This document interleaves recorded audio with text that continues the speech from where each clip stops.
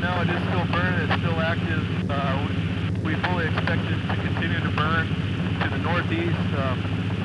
Up here, there's, literally just thousands and thousands of acres of solid rock spruce, which are, about 70 years old, and it's just really ripe to burn right now. So, in our view, fire is inevitable.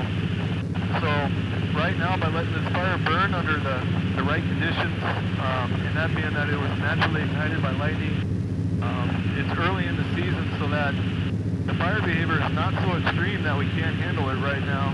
And then the other thing is that it's meeting multiple objectives for us, in that it's mitigating the hazard of a catastrophic wildfire out here by reducing the crown.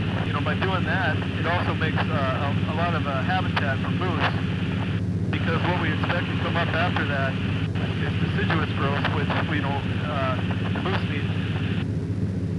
And so, of course, that also has a multitude of other effects. By having more moose, you get more wolves, you get more, just more wildlife in general. One thing, it just generally has a domino effect to the other. So we view that as a win.